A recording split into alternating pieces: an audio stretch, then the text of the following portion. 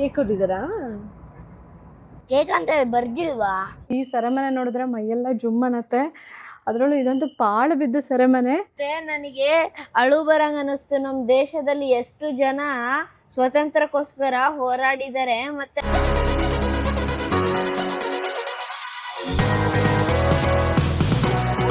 Hello everyone, good morning, welcome back to my channel. ನೀವೀಗ ಈ ಕೆಂಪೇಗೌಡ ರವರ ಸ್ಟ್ಯಾಚ್ಯೂನ ನೋಡ್ತಾ ಇದ್ರೇ ನಿಮಗೆ ಗೊತ್ತಾಗ್ತಾ ಇದೆ ಈಗ ನಾನೀಗ ಎಲ್ಗೋ ಹೋಗ್ತಾ ಇದ್ದೀನಿ ಅಂತ ಹೇಳಿ. ಎಸ್, ನಾವು we have reached our famous Kempegowda Bangalore international airport, that is terminal 2. Terminal 2ನ ನಾವು ಗಾರ್ಡನ್ ಟರ್ಮಿನಲ್ ಅಂತ ಹೇಳೇ ಕರಿತೀವಿ. ಹಾಗೆ ಇಲ್ಲಿನ ಇಂಟೀರಿಯರ್ಸ್ ಬಗ್ಗೆ ಹೇಳೋದೇ ಆದರೆ, ನ್ಯಾಚುರಲ್ ಅಂದರೆ ನೈಸರ್ಗಿಕ ಸಂಪನ್ಮೂಲಗಳನ್ನು ಬಳಸ್ಕೊಂಡು ಇಲ್ಲಿನ ಒಂದು ಇಂಟೀರಿಯರ್ಸ್ನ ಡಿಫ್ರೆಂಟ್ ಆಗಿ ಅಂದರೆ ಮಾಡರ್ನ್ ಸ್ಟೈಲಲ್ಲಿ ಡಿಸೈನ್ ಮಾಡಿದ್ದಾರೆ. ಲೈಕ್ ಬ್ಯಾಂಬೂ ಸೀಲಿಂಗ್ಸ್ ಇರ್ಬೋದು, ಅಥವಾ ಡಿಫ್ರೆಂಟ್ ಕೈಂಡ್ ಆಫ್ ಸ್ಟೋನ್ಸ್, ಅಥವಾ hanging plants, different kind of plants, ಇದನ್ನೆಲ್ಲನೂ ಕೂಡ ಯೂಸ್ ಮಾಡಿಕೊಂಡು ಇಲ್ಲಿನ ಒಂದು ಇಂಟೀರಿಯರ್ಸ್ನ ತುಂಬ ಚೆನ್ನಾಗಿ ಡಿಸೈನ್ ಮಾಡಿದ್ದಾರೆ. ಹಾಗೆ ಬ್ಯಾಗ್ ಚೆಕಿನಿಂದ ಗೇಟ್ವರೆಗೂ ಇಲ್ಲಿ ಎಲ್ಲವೂ ಕೂಡ ಸುಲಭ, ಸ್ಮಾರ್ಟ್ ಆ್ಯಂಡ್ ವೆರಿ ಕ್ಲೀನ್. ನೋಡಿ, ನಡ್ಕೊಂಡು ಹೋಗೋಕ್ಕಾಗಲ್ಲ ಅಂತ ಹೇಳಿ ಅದಕ್ಕೆ ಒಂದು ಮಿನಿ ವೆಹಿಕಲಲ್ಲಿ ಎಲ್ಲರೂ ಕೂತ್ಕೊಂಡು ಹೋಗ್ತಾ ಇದ್ದೀವಿ. ಇನ್ನು ಫುಡ್ ಕೋರ್ಟ್, ಶಾಪಿಂಗ್ ಬಗ್ಗೆ ಹೇಳೋದಾದರೆ ಇಲ್ಲಿ ಪ್ರೀಮಿಯಂ ಲಾಂಜಸ್ ಇದೆ, ಎಲ್ಲ ರೀತಿ ಶಾಪ್ ಬ್ರ್ಯಾಂಡ್ಸ್ ಕೂಡ ಇದೆ. ಫುಡ್ ಆಪ್ಷನ್ಸ್ ಅಂತೂ ಸೂಪರ್ ಆಗಿದೆ. ಕರ್ನಾಟಕ ಸ್ನ್ಯಾಕ್ಸ್ ಅಂತ ಹಿಡಿದು ಸ್ಟಾರ್ಬಕ್ಸ್ವರೆಗೂ ಎಲ್ಲವೂ ಕೂಡ ಇದೆ. ಏ ಯುಗ, ನೀನ್ ಪುಷ್ಪ ಆಗಿದ್ಯಾ ಇವಾಗ? ಏನಪ್ಪ ನೀನು ಪುಷ್ಪನಾ? ಆಯ್ತು, ಫೈರ್ ಬಿಡು ಇವಾಗ. ಇದೇನಕ್ಕೆ ಹಾಕೊಂಡಿದ್ಯಾ ಸ್ಪೆಕ್ಸ್? ಪುಷ್ಪ ಪುಷ್ಪ ಪುಷ್ಪನ್ ಸ್ಟೈಲ್ ಇದು. ಮತ್ತೆ ಇನ್ಶರ್ಟ್ ಮಾಡ್ಕೊಂಡಿಲ್ಲ ನೀನು? ಪುಷ್ಪ ಇನ್ಶರ್ಟ್ ಮಾಡ್ಕೊಂತಾನೆ, ಆಮೇಲೆ ಕಲರ್ ಫ್ಲವರ್ದೆಲ್ಲ ಹಾಕೋತಾನ ಶರ್ಟ್. ನಿನ್ನ ಹತ್ರ ಹಾಕೊಂಡಿಲ್ಲ? ನಿನ್ನ ಹತ್ರ ಇದೆ, ಇವನ ಹತ್ರ ಇಲ್ವಲ್ಲ. ನನ್ನ ಹತ್ರ ನೀಟ. ಅದಕ್ಕೆ ಹಿಂಗ್ ಹಿಡ್ಕೊಂಡ್ ಪುಷ್ಪ ಯಾವಾಗ ಹಿಂಗ್ ಹಿಡ್ಕೊಂಡಿದ್ದ ನಾನ್ ನೋಡಿಲ್ವಲ್ಲ. ಪುಷ್ಪಂದು ಬ್ರ್ಯಾಂಡ್ ಹೆಂಗಪ್ಪ? ಬ್ರ್ಯಾಂಡ್ ಅಂದ್ರೆ ಇದು ಅದಾ? ಪುಷ್ಪ ಬ್ರ್ಯಾಂಡ್ ಅಂತ ಕೊಡಿ.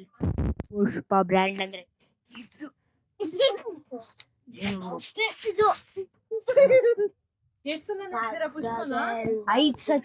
So finally we are checking in. ನಾವು ಚೆಕ್ ಇನ್ ಆಗ್ತಿರುವಂತಹ ಫ್ಲೈಟ್ ಏರ್ ಇಂಡಿಯಾ ಎಕ್ಸ್ಪ್ರೆಸ್. ದೇವ್ರೆ ಕಾಪಾಡಪ್ಪ. ಏನ್ ದೇವ, ಏನ್ ತೋರಿದ್ದಾರೆ? ಉಪ್ಪಿಟ್ಟು. ಆಮೇಲೆ ನಿನ್ ಫೇವ್ರೆಟ್ ಅಲ್ವಾ ಉಪ್ಪಿಟ್ಟು? ಆಮೇಲೆ ಕೇಕ್. ಚೆನ್ನಾಗಿದ್ಯಾ ಇವಾಗ?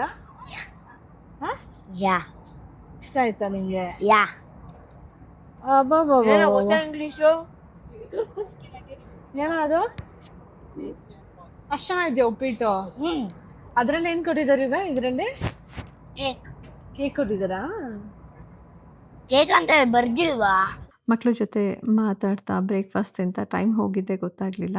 So finally we are about to reach. Welcome to the India's astonishing travel destination Andaman and Nicobar islands. ನೀವೇನು ನೋಡ್ತಾ ಇದ್ದೀರಾ, ಇದು ಫ್ಲೈಟಲ್ಲಿ ನಾನು ತಗೊಂಡಂತಹ ಒಂದು ಏರಿಯಲ್ ವೇವ್. ಇದು ನನಗೆ ತುಂಬಾ ಇಷ್ಟ ಆಯಿತು. ಸೊ ನಿಮ್ಮ ಜೊತೆ ಶೇರ್ ಮಾಡ್ಕೊಳ್ಳೋಣ ಅಂತ ಹೇಳಿ ಈ ವಿಡಿಯೋನ ನಾನು ಶೂಟ್ ಮಾಡಿದ್ದೀನಿ.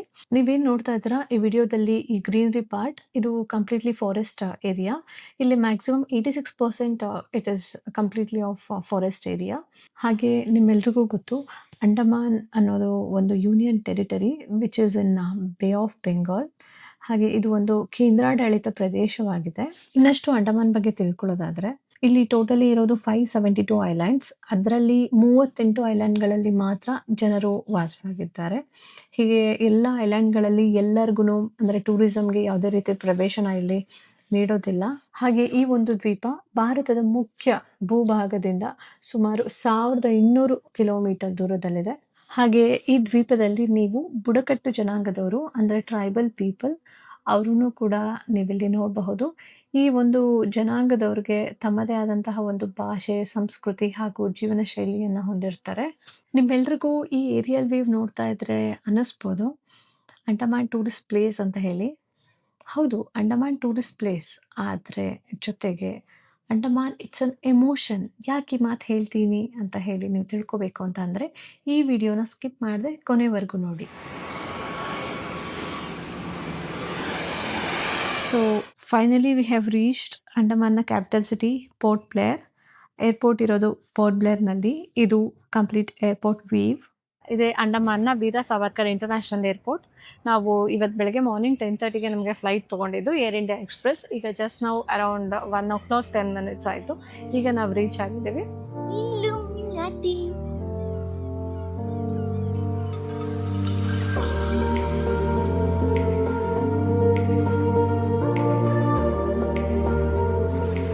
ನಮ್ಮ ಐಟ್ನರಿಲಿರುವಂತಹ ಒಂದು ಪ್ರೋಗ್ರಾಮ್ನ ಎಕ್ಸ್ಪ್ಲೋರ್ ಮಾಡೋದಕ್ಕೂ ಮುಂಚೆ ಫಸ್ಟು ನಾವು ರೂಮ್ನ ಚೆಕ್ ಇನ್ ಮಾಡೋಣ. ನಾವು ಚೆಕ್ ಇನ್ ಆಗೋಕ್ಕೆ ಬಂದಿರುವಂತಹ ಒಂದು hotel it's lemon tree. Lemon tree ಅವ್ರದ್ದು ತುಂಬ ಬ್ರಾಂಚಸ್ ಕೂಡ ಇದೆ.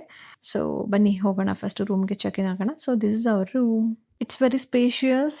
ನೋಡಿ, ನೀಟ್ ಬಡ್ಡಿಂಗ್ಸ್, ಫುಲ್ ಮಾಡರ್ನ್ ಎಮ್ಯುನಿಟೀಸ್ ಎಲ್ಲ ಕೂಡ ಇದೆ. Even balcony, TV, AC, wifi, all the amenities are available. And even bathroom ಬಗ್ಗೆ ಹೇಳಬೇಕಂತಂದರೆ ಇದು ಸ್ವಲ್ಪ ಸ್ಮಾಲ್ ಇತ್ತು ಆ್ಯಕ್ಚುಲಿ ಲೆಮನ್ ಟ್ರೀ. ಬೇರೆ ಬ್ರಾಂಚಸಸ್ ಎಲ್ಲ ಸ್ವಲ್ಪ ದೊಡ್ಡದಿದೆ, ಇದರಲ್ಲಿ ಯಾಕೋ ಸ್ವಲ್ಪ ಸಣ್ಣದಿತ್ತು. But it was very clean. ಹೊಟ್ಟೆ ತುಂಬ ಹಸಿತಾ ಇತ್ತು, ಅದಕ್ಕೆ ಜೈಲ್ಗೆ ಹೋಗೋಕ್ಕೂ ಮುಂಚೆ ಊಟ ಮಾಡೋಣ ಅಂತ ಬಂದಿದ್ದೀವಿ. ಸೊ ನೋಡಿ, ಇದೇ ಸೆಲ್ಯುಲಾರ್ ಜೈಲ್. ನಾವಿವತ್ತು ಅಂಡಮಾನ್ನ ಪೋರ್ಟ್ ಬ್ಲೇರಲ್ಲಿರುವಂತಹ ಸೆಲ್ಯುಲಾರ್ ಜೈಲ್ಗೆ ಬಂದಿದ್ದೀವಿ. ಬನ್ನಿ, ಆ ಬ್ರಿಟಿಷರು ನಮ್ಮ ಒಂದು ಸ್ವತಂತ್ರ ಹೋರಾಟಗಾರರಿಗೆ ಎಷ್ಟೆಲ್ಲ ಕಷ್ಟ ಕೊಟ್ಟರು, ಎಷ್ಟು ಪನಿಷ್ಮೆಂಟ್ ಕೊಟ್ಟು ಅವ್ರಿಗೆ ಹೇಗೆಲ್ಲ ಟ್ರೀಟ್ ಮಾಡ್ತಿದ್ರು ಅನ್ನೋದನ್ನ ನೋಡೋಣ. ಇದು ರಾಷ್ಟ್ರೀಯ ಸ್ಮಾರಕ್ ಅಂತ ಹೇಳಿ ಈ ಒಂದು ಮೆಮೋರಿಯಲ್ ಈ ಹಾಲ್ ಒಳಗೆ ನೀವೇನೇನು ನೋಡ್ಬೋದು ಅಂದರೆ photos, documents and stories of brave hearts. Veer Savarkar, Batukeshwar Dutt ಅಥವಾ ಸುಖದೇವ್, ಹಾಗೆ ನೂರಾರು ಸ್ವತಂತ್ರ ಹೋರಾಟಗಾರರು ನಮ್ಮ ದೇಶಕ್ಕಾಗಿ ತಮ್ಮ ಜೀವನವನ್ನೇ ಮುಡಿಪಾಗಿಟ್ಟಂತಹ ಅವ್ರ ಬಗ್ಗೆ ಇಲ್ಲಿ ಸ್ಟೋರೀಸ್ನ ನೋಡಬಹುದು. ಇವರೇ ನೋಡಿ ವೀರ ಸಾವರ್ಕರ್. ಇವರು ಈ ದೇಶ ಕಂಡಂತಹ ಒಬ್ಬ ಮಹಾನ್ ಸ್ವತಂತ್ರ ಹೋರಾಟಗಾರರು. ಇವರು ಕೂಡ ಸತತ 10 ವರ್ಷ ಬ್ರಿಟಿಷರಿಂದ ಶಿಕ್ಷೆಗೊಳಪಟ್ಟಿದ್ರು. ನೀವೇನು ನೋಡ್ತಾ ಇದ್ದೀರಾ, ಈ ಒಂದು ಮಾಡೆಲ್ನಲ್ಲಿ ಸೆಲ್ಯುಲಾರ್ ಜೈಲ್ನ 7 ವಿಂಗ್ಸ್ನ ನೋಡಬಹುದು, ಹಾಗೆ along with a watching tower. ಈ ಸೆಲ್ಯುಲಾರ್ ಜೈಲ್ನ ಕಾಲಪಾನಿ ಅಂತ ಹೇಳಿನೂ ಕೂಡ ಕರೀತಾರೆ. ನೀವು ಅನ್ಕೋತಾ ಇರ್ಬೋದು ಏನಕ್ಕೋಸ್ಕರ ಈ ಬ್ರಿಟಿಷರು ಈ ಒಂದು ಸೆಲ್ಯುಲಾರ್ ಜೈಲ್ನ ನಿರ್ಮಾಣ ಮಾಡಿದ್ರು ಅಂತ ಹೇಳಿ. 1857ರಲ್ಲಿ ಸ್ವತಂತ್ರ ಸಂಗ್ರಾಮ ನಡೆಯುತ್ತೆ. ಅವತ್ತು ಈ ಬ್ರಿಟಿಷರಿಗೆ ಗೊತ್ತಾಗುತ್ತೆ ಸ್ವತಂತ್ರ ಹೋರಾಟಗಾರರಲ್ಲಿ ಇದ್ದಂತಹ ಒಂದು ಯೂನಿಟಿ ಮತ್ತು ಸ್ಪಿರಿಟ್. ಇದನ್ನ ಅವರಲ್ಲಿ ಸಂಪೂರ್ಣ ನಾಶ ಮಾಡೋದಕ್ಕೋಸ್ಕರ ಇದನ್ನ ನಿರ್ಮಾಣ ಮಾಡ್ತಾರೆ. ಈ ವಿಡಿಯೋದಲ್ಲಿ ಏನು ನೋಡ್ತಾ ಇದ್ದಾರೆ, ಇದನ್ನ ಆಯಿಲ್ ಮಿಲ್ ಪನಿಷ್ಮೆಂಟ್ ಅಂತ ಹೇಳ್ತಾರೆ. ಇದು ದಿನ ಬೆಳಿಗ್ಗೆ ಎದ್ರೆ ಬೆಳಗ್ಗೆ 6 ಗಂಟೆಯಿಂದ ಸಂಜೆ 6 ಗಂಟೆವರೆಗೂ ಮೆಕ್ಯಾನಿಕಲ್ ಆಗಿ ಈ ಒಂದು ಗಾಣನ ತಿರುಗಿಸ್ಬೇಕಾಗಿತ್ತು.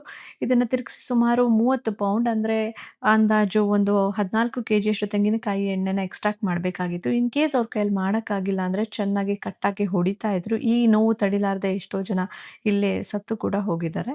ಸೆಲ್ಯುಲಾರ್ ಜೈಲ್ನಲ್ಲಿ ಇರುವಂತಹ ಒಂದು ಟ್ರಿಪಲ್ ಗ್ಯಾಲೋಸ್ ಇದು, ಅಂದರೆ ನೇಣು ಹಾಕ್ತಿದ್ದಂತಹ ಜಾಗ. ಇಲ್ಲಿ ನೇಣಿಗೆ ಶರಣಾಗ್ತಿದ್ದವರು ಅಪರಾಧಿಗಳಲ್ಲ, ಅವರೆಲ್ಲ ನಮ್ಮ ದೇಶಕ್ಕಾಗಿ ದೇಶ ಪ್ರೇಮದಿಂದ ಹೋರಾಟ ಮಾಡಿದಂತಹ ಸ್ವತಂತ್ರ ಹೋರಾಟಗಾರರು. ಹಾಗೆ ಬ್ರಿಟಿಷರ ಗುರಿ ಕೂಡ ಶರೀರವನ್ನು ಕೊಲ್ಲೋದಲ್ಲ, ಅವರಲ್ಲಿರುವಂತಹ ಧೈರ್ಯ, ಆತ್ಮಸ್ಥೈರ್ಯ ಹಾಗೂ ಹೋರಾಟದ ಸ್ಫೂರ್ತಿಯನ್ನು ಕೊಲ್ಲೋದು.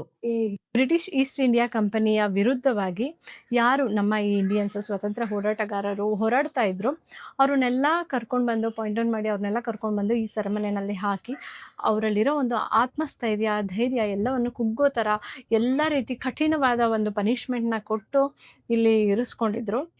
ಈ ಸೆಲ್ಯುಲಾರ್ ಜೈಲಲ್ಲಿ ಸೆರೆಮನೆ ವಾಸ ಹೇಗಿರ್ತಿತ್ತು ಅಂದರೆ, ಇದು ಊಟ ಕೊಡುವಂತಹ ಒಂದು ಪಾಯಿಂಟ್ ಇದು.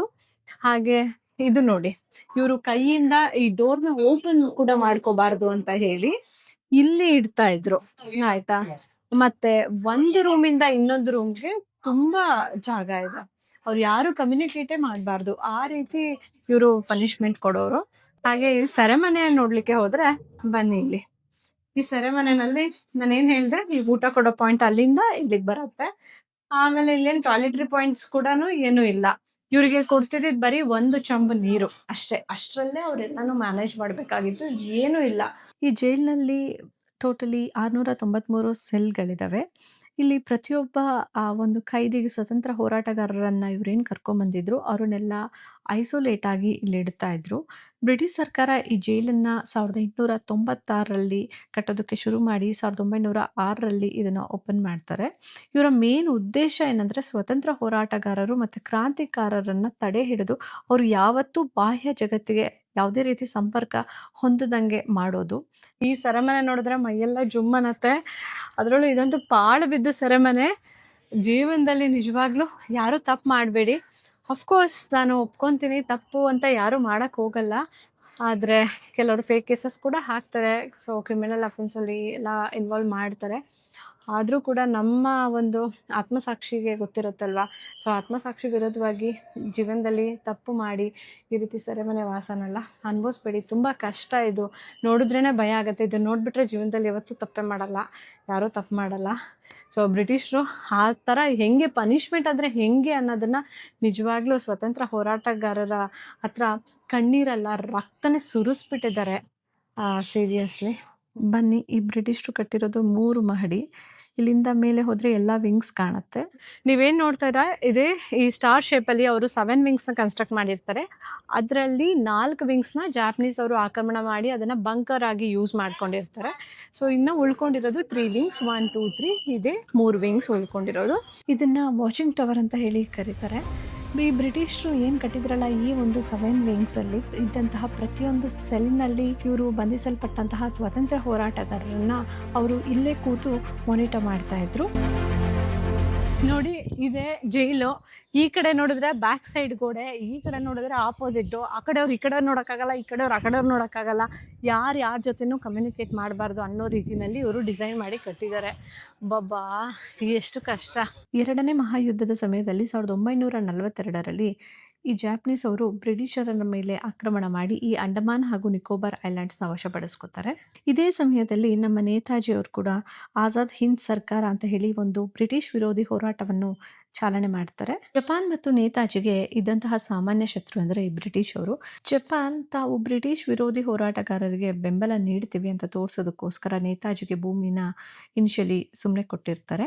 ಆನಂತರ ಆಜಾದ್ ಹಿಂದ್ ಸರ್ಕಾರಕ್ಕೆ ಪ್ರತ್ಯಕ್ಷವಾಗಿ ಮಾನ್ಯತೆ ನೀಡೋದಕ್ಕೋಸ್ಕರ ಅಂಡಮಾನ್ ಹಾಗೂ ನಿಕೋಬಾರ್ ಈ 2 ಐಲ್ಯಾಂಡ್ಸ್ನ ಭಾರತೀಯ ಸ್ವತಂತ್ರಕ್ಕಾಗಿ ಹೋರಾಡುತ್ತಿದ್ದ INAಗೆ ಅಧಿಕೃತವಾಗಿ ಹಕ್ಕನ್ನು ಕೊಡ್ತಾರೆ. ನಮ್ಮ ದೇಶಕ್ಕೆ ಸಂಪೂರ್ಣ ಸ್ವಾತಂತ್ರ್ಯ ಸಿಕ್ಕ ನಂತರ 1979ರಲ್ಲಿ ಇದನ್ನು ನ್ಯಾಷನಲ್ ಮೆಮೋರಿಯಲ್ ಆಗಿ ಘೋಷಣೆ ಮಾಡ್ತಾರೆ. ಸೆಲ್ಯುಲಾರ್ ಜೈಲಿಂದ ಹೊರಗೆ ಬಂದರೆ ಸುಸ್ತಾಗಿದ್ರೆ ಕುಡಿಲಿಕ್ಕೆ ಎಳ್ನೀರು ಹಾಗೆ ಸ್ನ್ಯಾಕ್ಸ್ ಎಲ್ಲವೂ ಕೂಡ ಇಲ್ಲಿ ಸಿಗುತ್ತೆ. ಈ ಸೆಲ್ಯುಲಾರ್ ಜೈಲ್ಗೆ ಕಾಲಾಪಾನಿ ಅಂತ ಹೇಳಿ ಕರೀತಾರೆ. ಈ ಕಾಲಾಪಾನಿಗೆ ಮತ್ತೆ ವಾಪಸ್ ಬರೋಣ. ಸೊ ಬನ್ನಿ, ನಮ್ಮ ಐಟರಿ ಪ್ರಕಾರ ಇವಾಗ ಬೀಚ್ಗೆ ಹೋಗಬೇಕು.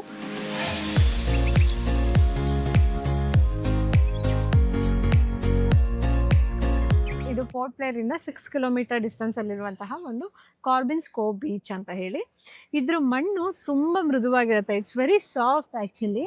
ಎಷ್ಟು ಸಾಫ್ಟ್ ಅಂದರೆ ಒಳ್ಳೆ ಹಿಟ್ಟು ಥರ, ಮೈದಾ ಹಿಟ್ಟು ಆ ಥರ ಇದೆ, ಅಷ್ಟು ಸಾಫ್ಟ್ ಇದೆ. ಆ್ಯಂಡ್ ನೀವು ಇಲ್ಲಿ ನೋಡ್ತಾ ಇದ್ದೀರಾ, ಸಿಕ್ಕಾಪಟ್ಟೆ ಸ್ಪೋರ್ಟ್ಸ್ ಆ್ಯಕ್ಟಿವಿಟೀಸ್ ಕೂಡ ಇಲ್ಲಿ ಮಾಡ್ತಾರೆ. ಆ್ಯಂಡ್ ಸ್ವಿಮ್ ಮಾಡೋವಂಥವ್ರು ಸ್ವಿಮ್ ಮಾಡ್ಬೋದು. And different kind of sports ಇದೆ, ವಾಟರ್ ಬೈಕ್ಸ್ ಇದೆ, ಇದೆಲ್ಲನೂ ಇದೆ.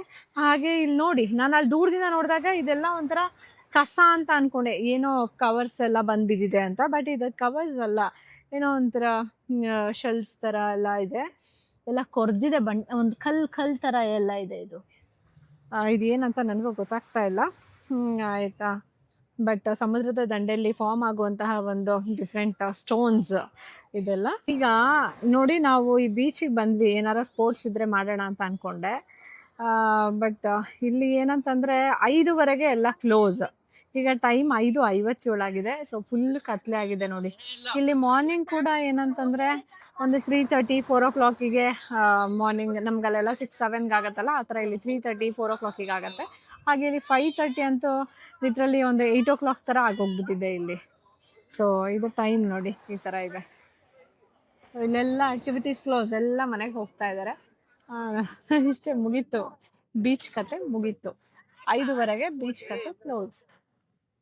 ನೋಡಿ, ಇದು ಮಾರ್ಗ ಮಧ್ಯದಲ್ಲಿ ಸಿಕ್ಕಂತಹ ದೇವಸ್ಥಾನ ತುಂಬ ಚೆನ್ನಾಗಿದೆ. ಆದರೆ ಹೋಗೋಕ್ಕಾಗಲ್ಲ, ಯಾಕಂತಂದರೆ ನಮಗೆ ಸೆಲ್ಯುಲಾರ್ ಜೈಲಲ್ಲಿ ಒಂದು musical with sound and light effect ಒಂದು ಶೋ ಇದೆ. ಆ ಶೋನ ಅಟೆಂಡ್ ಮಾಡಲೇಬೇಕು. ನೋಡಿ, ಜನ ತುಂಬ ಕಾತರದಿಂದ ಕಾಯ್ತಾ ಇದ್ರು ಈ ಸೆಲ್ಯುಲಾರ್ ಜೈಲ್ ಗೇಟ್ ಓಪನ್ ಆಗಲಿ ಅಂತ. ಯಾಕಂತಂದರೆ ಲೈಟ್ ಆ್ಯಂಡ್ ಸೌಂಡ್ ಶೋಸ್ ನಡೀತಾ ಇದೆ. ಸೊ ಅದು 6:50 ಶೋ ಸ್ಟಾರ್ಟ್ ಆಗುತ್ತೆ. ಈಗ ಆಲ್ರೆಡಿ ಒಂದು ಶೋ ಆಗಿದೆ, ಈಗ ಅನದರ್ ಶೋ. ನಾವು ಆ ಶೋನ ಅಟೆಂಡ್ ಮಾಡಲಿಕ್ಕೆ ಬಂದಿದ್ದೀವಿ. ಇದು ನೋಡಿ, ನಮ್ಮ ಸ್ವಾತಂತ್ರ್ಯ ಹೋರಾಟಗಾರರಿಗೆ ಕೊಟ್ಟಂತಹ ಒಂದು ಶಿಕ್ಷೆ. ಇದು ಕಾಲಾಪಾನಿ ಶಿಕ್ಷೆ ಹೇಗಿರುತ್ತೆ ಅಂದರೆ ನೋಡಿ. आजादी के परवानों की वीरता और त्याग की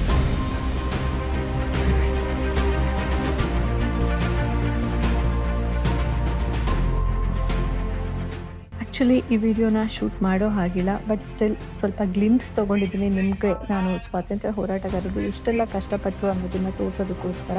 ಎಷ್ಟೋ ಜನ ಅಂಡಮಾನ್ನ ವಿಸಿಟ್ ಮಾಡ್ತಾರೆ, ಬಟ್ ಈ ಶೋನ ಅಟೆಂಡ್ ಮಾಡಲ್ಲ. ಸೊ ದಯವಿಟ್ಟು ಅಟೆಂಡ್ ಮಾಡಿ. ಈಗ ಇಲ್ಲಿ ನೋಡಿಲ್ಲಿ ನನ್ನ ಇವತ್ತು ಅಂಡಮಾನಲ್ಲಿ ಚೆನ್ನಾಗೆಲ್ಲ ಸುತ್ತಾಡಿದ್ಯಾ? ನಿಂಗೆ ಖುಷಿ ಆಯ್ತಾ?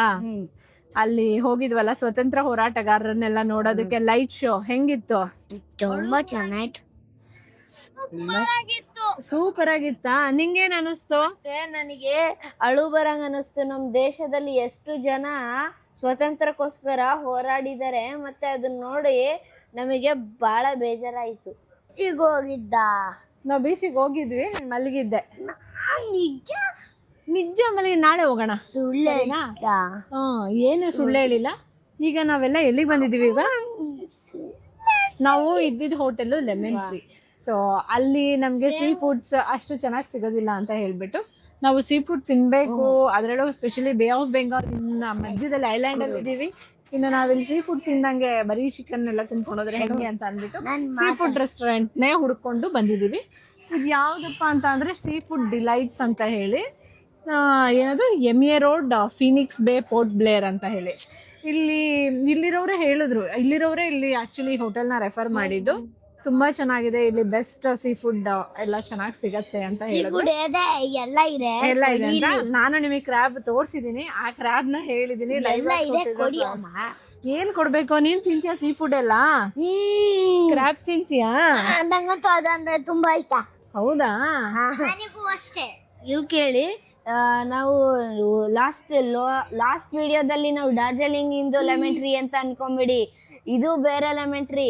ಇಲ್ಲಿ ಅಂಡಮಾನಲ್ಲಿ ಇದು 5 ಸ್ಟಾರ್ ಹೋಟೆಲ್ ಲೆಮನ್ ಟ್ರೀ ಅನ್ನೋದು ಇದೆ. ನೀವು ಎರಡು ಬ್ರಾಂಚ್ ಸೇಮ್, ಆದ್ರೆ ಡಿಫ್ರೆಂಟ್ ಪ್ಲೇಸಸ್ ಅಲ್ಲಿ ಇದೆ. ನೀವು ಈ ವ್ಲಾಗ್ಸ್ ನೋಡಿ, ಎರಡು ವ್ಲಾಗ್ಸ್ ನೋಡಿ ನೀವು ಕನ್ಫ್ಯೂಸ್ ಮಾಡ್ಕೊಂಬೇಡಿ. Thank you. Same lemon tree ಅವ್ರದ್ದು ಸೇಮ್ ಬ್ರ್ಯಾಂಡ್, ಬಟ್ ಅವ್ರದ್ದು ಡಿಫ್ರೆಂಟ್ ಬ್ರಾಂಚಸ್ ಇದೆ. ಲೆಮನ್ ಟ್ರೀ ಅವ್ರದ್ದು ತುಂಬಾ ಬ್ರಾಂಚಸ್ ಇದೆ. ಅದೇ ರೀತಿ ಅಂಡಮಾನಲ್ಲಿ ಒಂದು ಕೂಡ ಅವ್ರದ್ದು ಬ್ರಾಂಚ್ ಇದೆ, ಅಂಡ್ ಅಲ್ಲೂ ಇದೆ. ಅಂಡಮಾನಲ್ಲಿ ಕ್ರ್ಯಾಬ್ ನ ತಿನ್ಬೇಕಂತ ಅನ್ಕೊಂಡಿದೀನಿ. ವೆಜಿಟೇರಿಯನ್ಸ್ ಯಾರು ಬೇಜಾರು ಮಾಡ್ಕೋಬೇಡಿ, ನನಗೆ ಕ್ರ್ಯಾಬ್ ಸೀ ಫುಡ್ಸ್ ಅಂದ್ರೆ ತುಂಬಾ ಇಷ್ಟ ಆಯ್ತಾ. ಸೊ ಇವತ್ತು ಇದನ್ನ ನಾವೆಲ್ಲರೂ ತಿಂತೀವಿ. ಇದು ಕಚ್ಚಿದ್ರೆ ನನ್ ಬೆರಳೆ ಕಟ್ಟಾಗತ್ತೆ, ಆದ್ರೂ ನಮಗ್ ತಿನ್ನಕ್ ಆಸೆ. French fry, fish fry, prawns ಇದೆಲ್ಲ ಹೇಳ್ಕೊಂಡಿದ್ರು. ಸೊ ನನ್ನ ಆಲ್ ಟೈಮ್ ಫೇವ್ರೇಟ್. ಹಾಗೆ ಇವರೆಲ್ಲರೂ ಕೂಡ ತುಂಬಾ ಇಷ್ಟಪಟ್ಟು ತಿನ್ನುವಂತಹ ಫುಡ್ ಸೀ ಫುಡ್ ಬಂದಿದೆ. ಈಗ ನಾವಂತೂ ಊಟ ಮಾಡಲೇಬೇಕು. ಇದನ್ನೆಲ್ಲ ಕಣ್ಣು ಮುಂದೆ ಇಟ್ಕೊಂಡು ನನಗೆ ವಿಡಿಯೋ ಮಾಡೋಕ್ಕಾಗಲ್ಲ. ಸಬ್ಸ್ಕ್ರೈಬರ್ಸ್ಗೆ ಏನು ಹೇಳ್ಬೇಕು ಹೇಳ್ರಿ? ಎಲ್ಲ ಈ ವಿಡಿಯೋನ ಲೈಕ್, ಶೇರ್, ಸಬ್ಸ್ಕ್ರೈಬ್ ಮಾಡಲೇಬೇಕು friends. Thank you. Bye bye. Thank you so much for Let us see you in the next episode. Anyways, thank you so much for watching my Bye bye. video. Keep loving. Take care. Bye bye.